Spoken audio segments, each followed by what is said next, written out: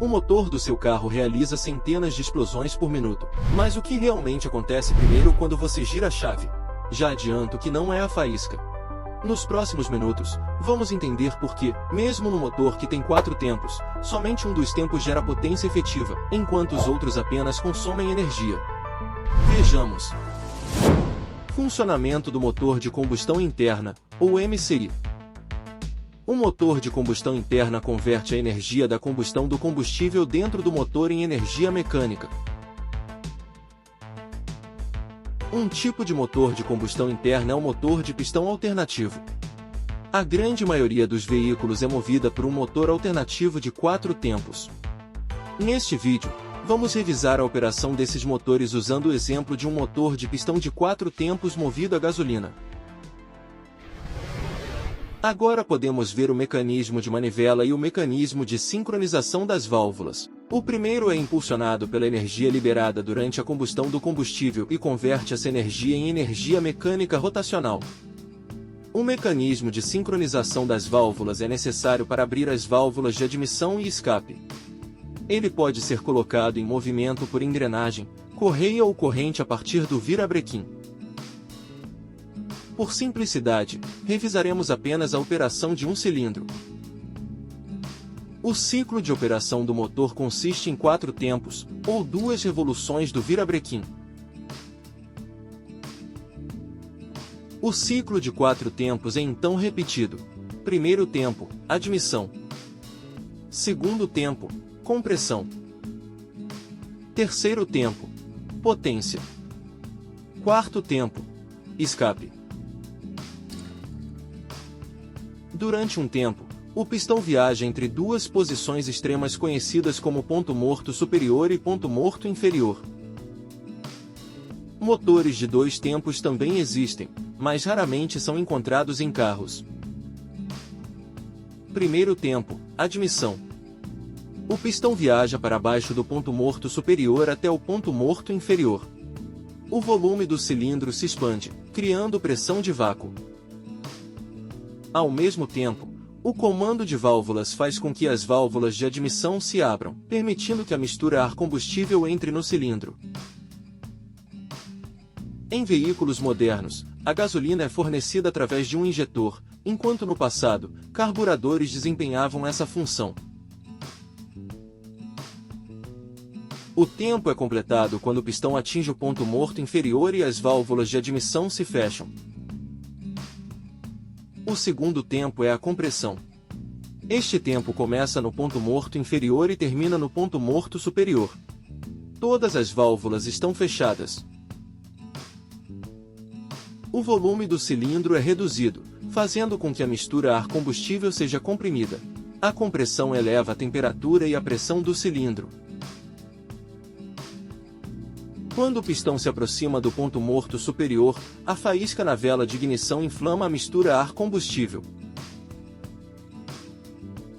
Este tempo termina quando o pistão atinge o ponto morto superior.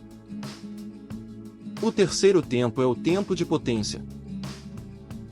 Este é o clímax da combustão. O processo de combustão gera uma grande quantidade de calor, e a pressão do cilindro pode chegar a 900 psi. A pressão dos gases em expansão faz com que o pistão se mova do ponto morto superior para o ponto morto inferior e gire o virabrequim através da biela, convertendo assim energia térmica em trabalho mecânico.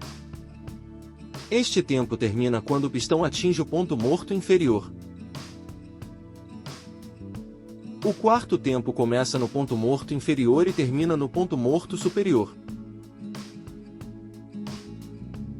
O comando de válvulas abre as válvulas de escape, e o pistão expulsa os gases de escape do cilindro. Quando o pistão se aproxima do ponto morto superior, as válvulas de escape se fecham, completando o último tempo, o escape, e todo o ciclo de operação. O ciclo de operação é então repetido. 3 subsistemas alimentam o motor com combustível e ar, e depois expelem os gases de escape.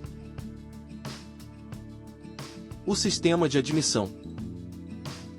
O sistema de alimentação de combustível. O sistema de escape.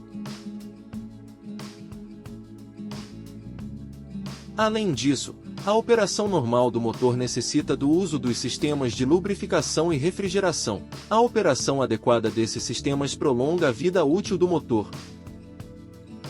Por favor, tenha em mente que estamos assistindo ao motor em câmera lenta. Na verdade, o virabrequim gira em média 700 revoluções por minuto em marcha lenta. O limite superior em carros de produção atinge 8.000 revoluções por minuto. As velocidades do motor em carros de Fórmula 1 podem chegar a 22.000 revoluções por minuto. Você pode verificar o valor de revoluções por minuto em um instrumento chamado tacômetro no painel do seu carro. A operação do motor começa com o sistema de partida do carro. O motor de arranque começa a girar, engajando o volante do motor. O volante do motor então armazena a energia do tempo de potência para usá-la até o próximo tempo de potência. Vejamos.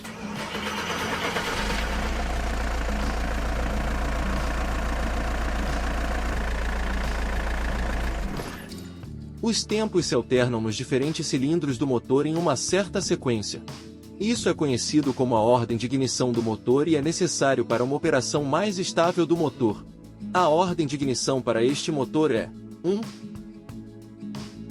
3, 4 e 2. Isso significa que o tempo de potência ocorre no primeiro cilindro, depois no terceiro, quarto e finalmente no segundo cilindro. A sequência é então repetida. Tenha em mente que motores a gasolina são motores de ignição por centelha, já que é o sistema de ignição, ou seja, a vela de ignição, que inflama a mistura ar-combustível. O objetivo principal deste sistema é inflamar a mistura ar-combustível no momento certo. O tempo de ignição é crítico para a operação eficiente do motor. Há um espaço de tempo entre o aparecimento de uma faísca e a ignição completa da mistura ar-combustível e a pressão máxima do gás. O pistão se move alguma distância durante este tempo. Para a máxima eficiência do motor, o pistão deve estar dentro de 10 a 12 graus do ponto morto superior na pressão máxima do gás. Isso significa que o sistema de ignição deve começar com antecedência. O momento em que a vela de ignição dispara é chamado de ângulo de avanço da ignição. O ângulo de avanço da ignição ideal é determinado pela velocidade do virabrequim. Quanto maior a velocidade do virabrequim, mais cedo a vela de ignição deve disparar. Se a velocidade do virabrequim for baixa, o ângulo de avanço da ignição deve estar mais próximo do ponto morto superior. Em motores modernos, o tempo de ignição, a injeção de combustível e muitas outras tarefas são controladas por um sistema de gerenciamento, auxiliado por vários sensores. Veja nosso vídeo sobre sensores do motor. Ficando por conta do motorista fornecer ar, o que é realizado com a ajuda do pedal do acelerador, também conhecido como pedal do gás. Por favor, tenha em mente que, para melhorar a eficiência do motor, as válvulas de admissão e escape abrem e fecham prematuramente e tardiamente em relação aos pontos mortos. O momento exato da abertura e fechamento das válvulas é chamado de sincronização das válvulas. A sincronização ideal das válvulas é definida durante o projeto do comando de válvulas e não muda durante a operação do motor. No entanto, se o motor estiver equipado com um sistema de sincronização variável das válvulas, a sincronização das válvulas pode variar durante a operação do motor dependendo do modo de operação do motor. Mistura ar-combustível. A mistura ar-combustível em motores a gasolina é composta de ar e gasolina.